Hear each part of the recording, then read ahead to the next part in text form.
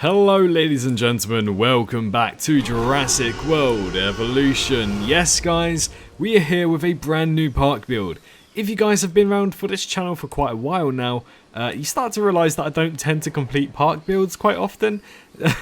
I don't know why, I do apologise about that, but we are returning one of the series eventually, and as you can see right now, we're starting a brand new series as well. So this series is called Isla Mons park build, and basically we've got an expanded Isla Nublar section right here. As you can see, we have a lot of space to play around with. We also have advanced terrain tools as well, which means we could flatten all of these mountains right here.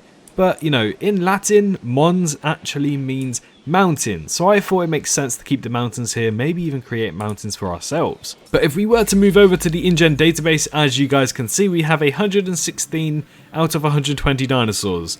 I don't know why, but my save files just aren't working with Clear Sanctuary, but as you guys can see, Albertoceratops, Electrosaurus, Amargasaurus, Amazonsaurus, we've got loads of new creatures, probably this one, an Alpha. Who would have thought? That's brilliant, I absolutely love it. But the dinosaurs we don't have are unfortunately Euoplocephalus, Albertosaurus and Aranosaurus from Clear Sanctuary, but for some reason when I downloaded Eutyrannus, it's also not available. So I'm going to see if I can get them eventually during this park build, so do bear with me. But we've got loads of cool species, as you can see. Ferrozenosaurus as its own creature, Sargon as well. So yeah, we've got a lot of creatures to play around with, and we've got to try and fit them as much as possible in this location. You know, it seems like we've got a lot of space right now, but currently with all those dinosaurs, it's going to be a little bit of a struggle, to be honest. So I'm kind of planning this out a little bit. I think we'll have like a starter area here. We'll probably begin, you know, our park over here, because I think it makes sense to have the park area start roughly where Mount Sibo is, and we'll come back around, build a park on this top section, and then we'll also pop down here. And I do want to build some sort of Isla Sorna, Isla Nublar type of secrets here, so I think that'll be pretty cool, because as you guys can see, we've got a lot of scenery items to play around with through these mods. As you guys can see, we can also change the radius quite tremendously, so that's what we're going to do. Actually, that wasn't really a good idea, was it? Now it looks really ugly. But what we can do, I think, is actually increase the tree density over here. Yeah, make it look a little bit more natural now. That's a lot better. That makes me happier. Sweet. I'm happy with that, and we can put down a helicopter pad as well, which is what we're going to do, because it's similar to JPOG in essence, let's say. So we'll pop that down.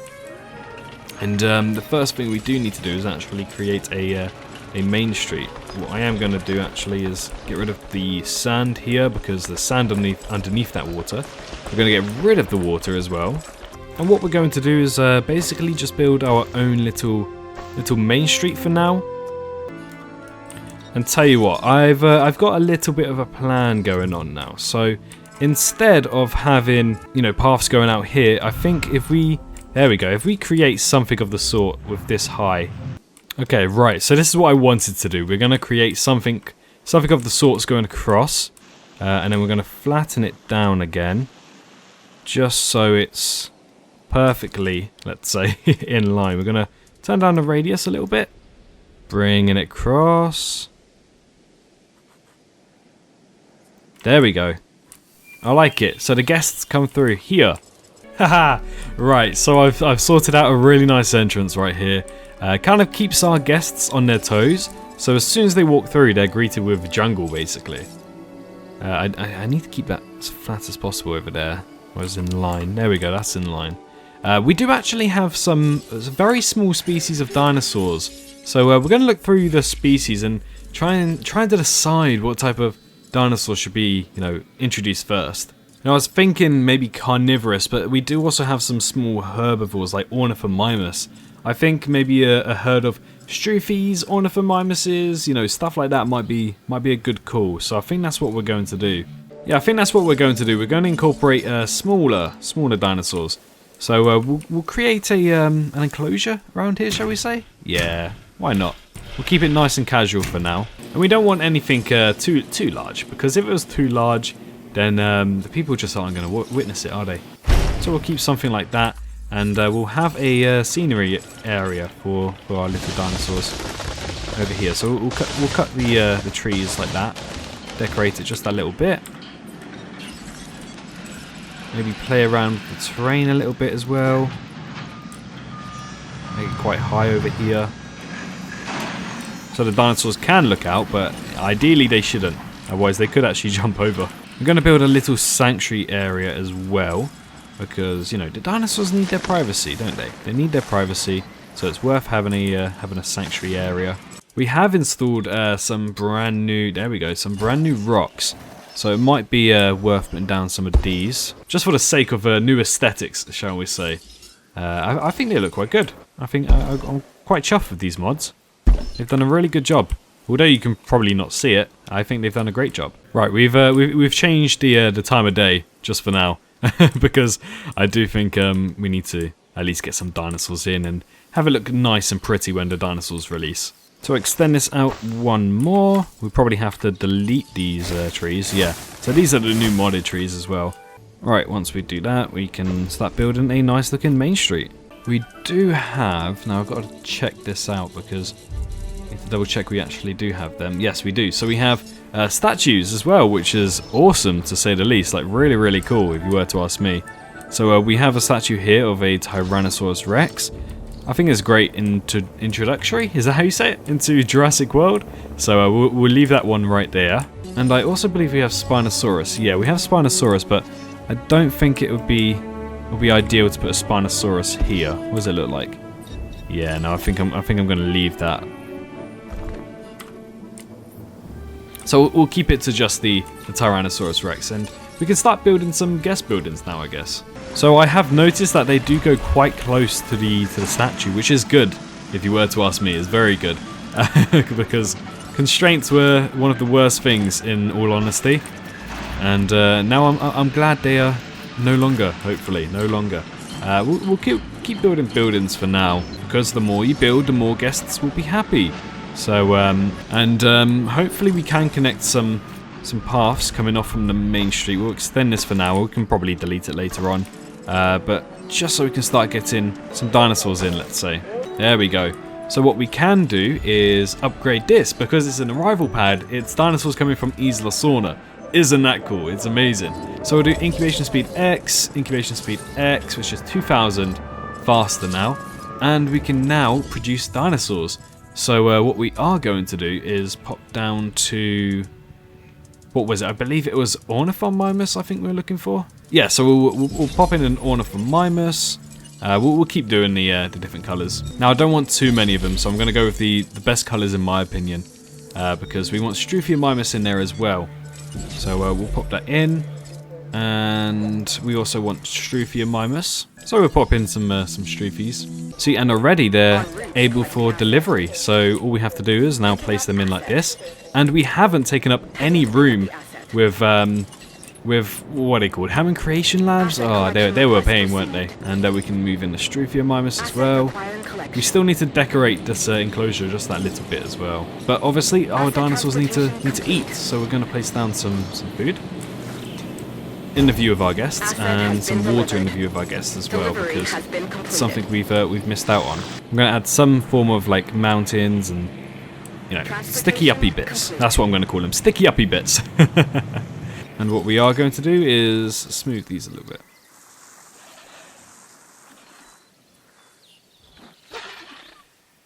And yeah, here we go. So we have the typical Struthiomimimus, that's the word, Struthiomimimus, and then we have the Ornithomimimus, which is feathered, as you can see. Really nice. I'm glad about that, actually. You know, feathered dinosaurs is what we're missing out on. I do think it's needed, in all honesty. You know, come to think of it, I don't think these Ornithomimimuses have different skin colours. So I think I've put multiple of the same ones, unfortunately. However, you know, new dinosaur species already, so that's pretty cool, isn't it? And here we are. So yes, the statue is quite close. It's basically clipping, but that's fine, right? That's fine. I'm happy with that. And we can start getting some guests in, I believe. So here we are. Yeah, we've got some guests coming in. And I think for the long run, it might actually be worth placing down a monorail station if I can find it. It's on the fences one, right? I think. No, where is it? It's on guests. Yes, I remember now. It's on guests. So we actually have a new arrival point and a monorail arrival tunnel. So I'm going to have to look at how these actually work and how they connect. So I'll look at some tutorials before I play around with that. But for now, if we just place down a standard monorail, we should be able to get some happy guests because they'll be able to travel across the park a lot easier. So we'll have something going across like so, if I want to keep it straight actually.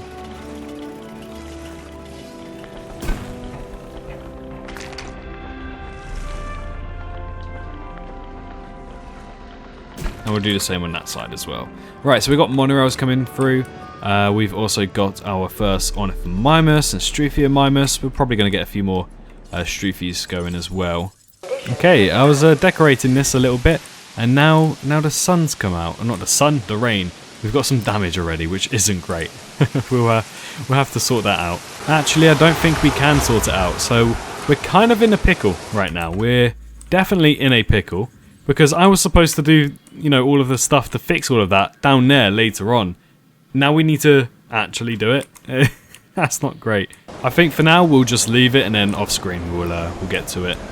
And what I have noticed is that these two sauropods, the Diamantinosaurus and the Europasaurus, are quite small. So I think it might be worth having them in this enclosure just to add more variety, let's say. But I won't put too many. I think I'll put 2 of each. Because, you know, they look awesome. They look absolutely awesome. So I think it would be ideal to have them. And yeah, so already the Europasaurus is it's fine. So we'll pop that down, and another Europasaurus is also ready to go. And Diamantinosaurus as well. Pop that down. Now I don't know if they need tall herbivore feeders, so we're going to place down tall herbivore feeders just in case. Because you never know, you never know. They might be small, but they also might eat quite tall. Depends what rig the models have. See, as you can see, that it's absolutely tiny. It's tiny.